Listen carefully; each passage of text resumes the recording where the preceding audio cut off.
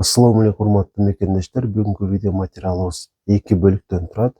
Биринчи бөлүгүндө демек көпчүлүктү буга чейин кыйнап келген жана мындан ары деле кыйнай бере турган симптомдордун бири болгон алсыздык тууралуу сүйлөп бермекчимин жана сөзсүз түрдө мындан арылууга жардам бере ала турган реалдуу сунуштарды айтамын.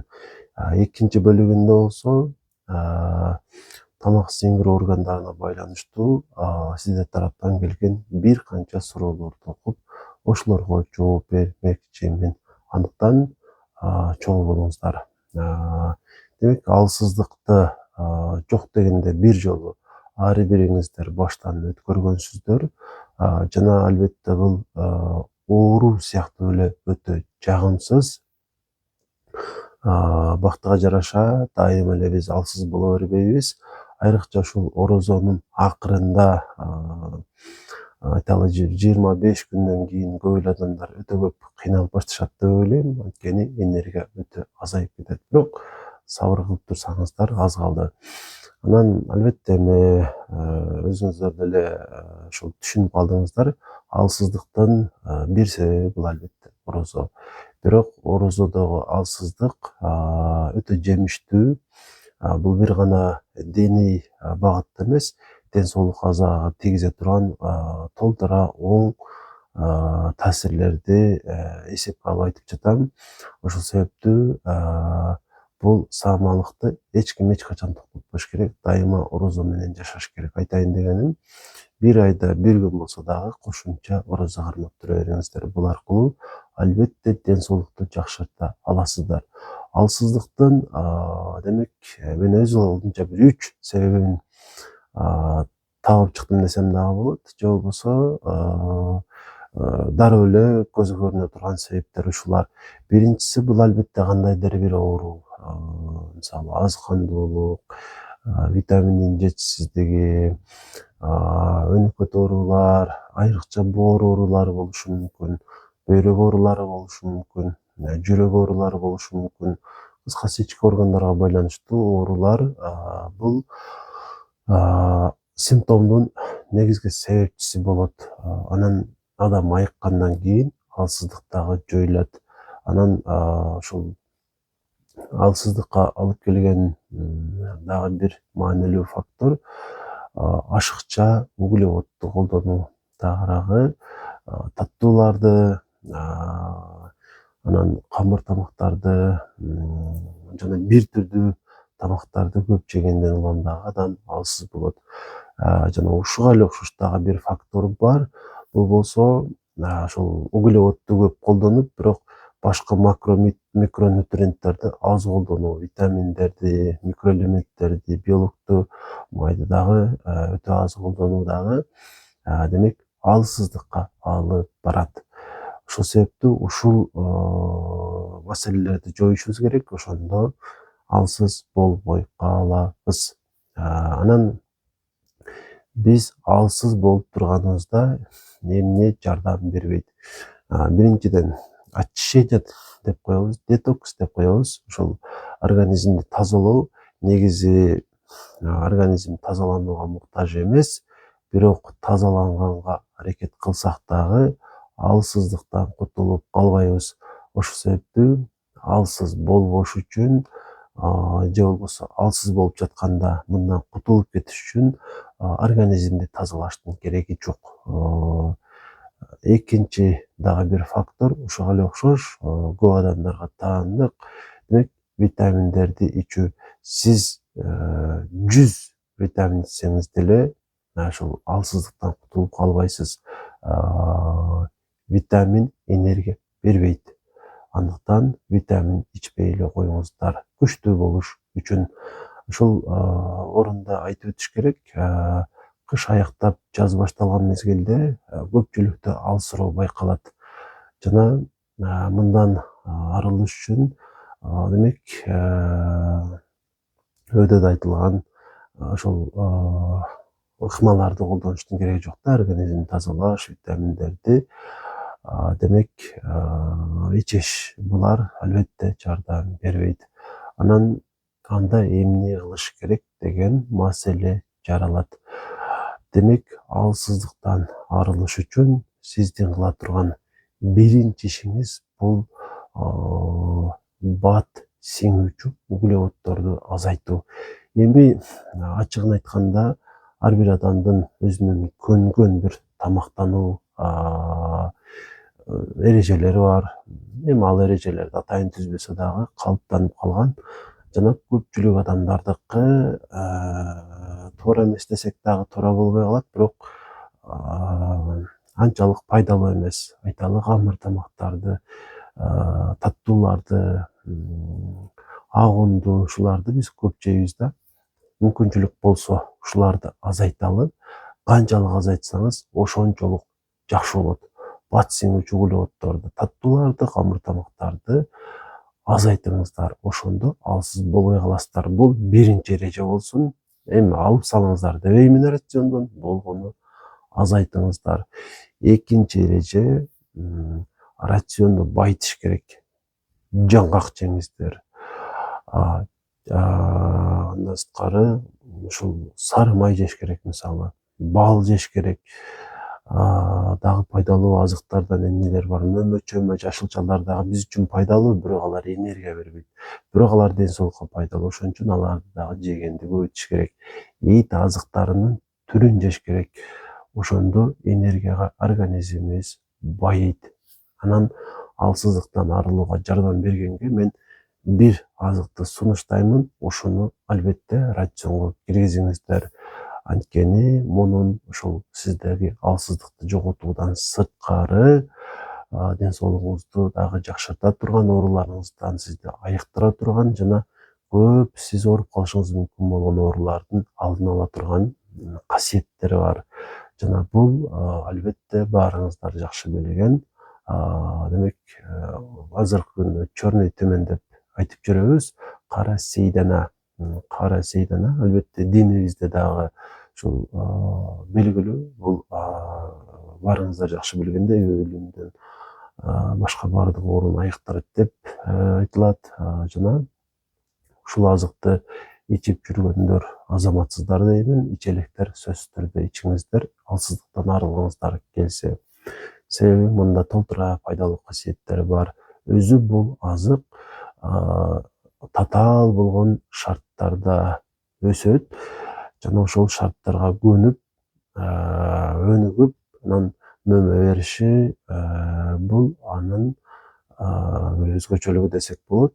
Жана ошол өсүп өнүгүү аркылуу ошол жашап кетүүгө жөндөмүн сактоо аркылуу ал бизге айрыкча пайдалуу болуп калат да. Ошондуктан ошол азыктын майын ичиш керек. Эми албетте майын табыш өтө кыйын. Ошол себептен мен айтат элем, баарыңыздарга эле аз өлчөмдөн, балким жарым чай кашык, бул дагы бир аз көптүк кылса керек. Жарым чай кашыктан азырактан суткасына бир жолу жеп тура бериңиздер ушул кара сейдананы. Ошол аркылуу сиздер энергияңыздарды көбөйтө аласыздар. Алсыздык боюнча мен бүгүн сиздерге айткым келгендердин баарын айттым. Балким бирөөсүн айтпай калсам керек. Кайсы оору менен ооруп жүргөн болсоңуз, ошодон айыгыш үчүн баарын жасаңыздар. Айыккандан кийин дагы алсыз болбой каласыздар.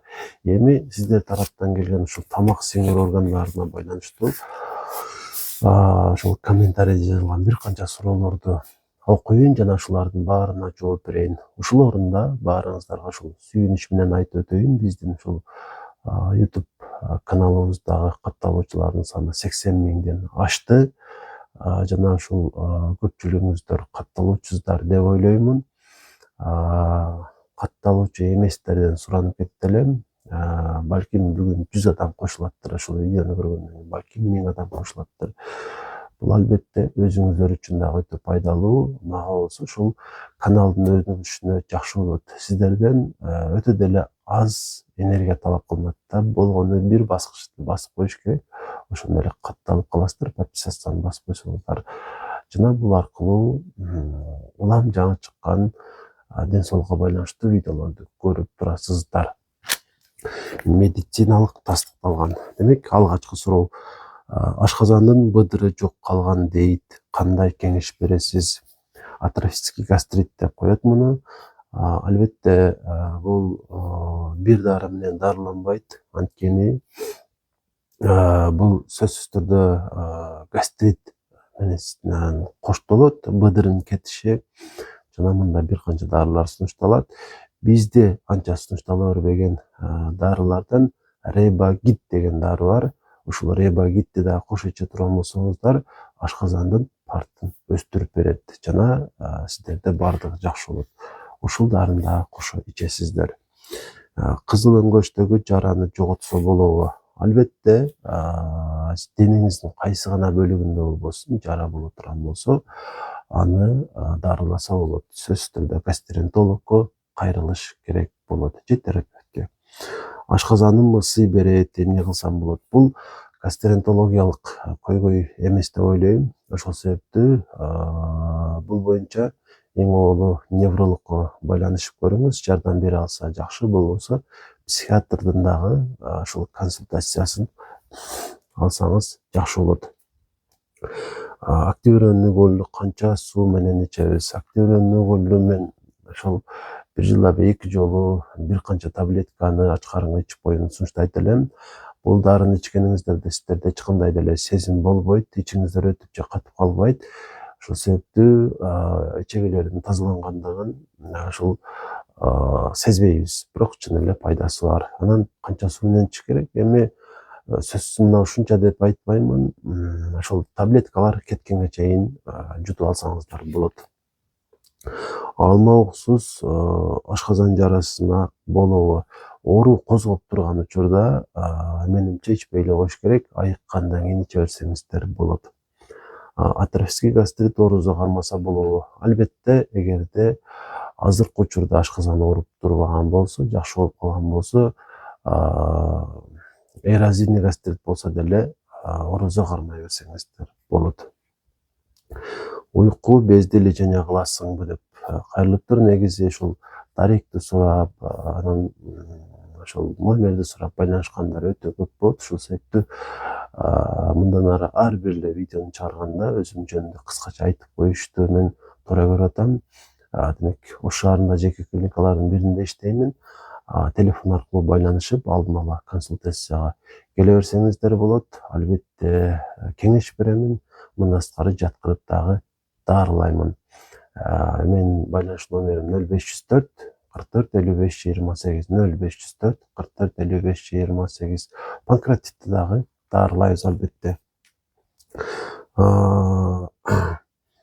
Ашказан бактериясын кантип дарыласа болот?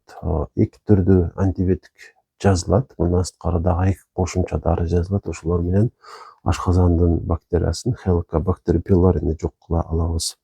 Курсак ачканда ашказан ооруйт. Ач карынга ооруганы бул көбүнчө ашказанга эмес, көбүрөөк 12 ичегиге байланыштуу болот да. 12 ичегиде жара болсо, ач карын болгонуңузда айрыкча кечкурун ичиңиз ачышат. Ошого байкаш керек муну. Гастритке чеснок болобу? Тамашалуудай дагы бир сезилет экен бул суроо. Чындыгында ачуу нерселер ошол ашказандагы ооруну тескерисинче күчөтөт да. Чеснок жесеңиздер болот. Муну ашказан айыккандан кийин, анда дагы дайыма эмес, дегеним ар күн эмес, тамакка кошо бир эле тиш жеп турсаңыздар болот. Ичеги карынды дарылайбыз, кантип дарылайбыз деген суроо экен. Ичеги карынды мен кайсы оорусу экендигин аныкташ керек биринчи кезекте. Аны аныктоонун дагы бир канча ыкмалары бар. Сизден талап кылынчу нерсе эң оолу консультацияга келишиңиз керек болот. Кээ бир тамактар зарына кылат, бирок ашказан оорубайт. Бул фактор көп эле адамдарга таандык деп ойлойм. Сөзсүз эле кайсы бир ооруңуздан оорукканыңыз үчүн эмес, кайсы бир тамак сизге жакпаган үчүн деле ушул изжога болосуз да. Анан бул физиологический изжога деген дагы нерсе бар. Айрыкча ушул кош бойлуу аялдарда ушул зарна болуп турушат да. Кийин төрөттөн кийин бул нерсе калып кетет. Ошон үчүн эмне демекчимин? Эгерде кайсы бир тамакты же азыкты жегениңизде изжога болуп турган болсоңуз, ошол тамакты, ошол азыкты жебей коюш керек. Мисалы, мен бал жесем, ашказаным аябай катып ачышат. Ошол себептүү эч качан бал жебейм. Кит кичинекей өлчөмдө жесем дагы ачыштырат. Ушундай баягы непереносимость деген нерсе бар да.